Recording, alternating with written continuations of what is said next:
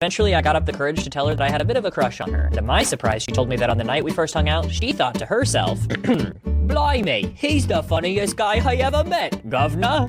Nailed it. We lived almost 5,000 miles apart from each other. Neither of us had a job, but for some reason, we thought it would be a good idea to date. Spoiler, it wasn't.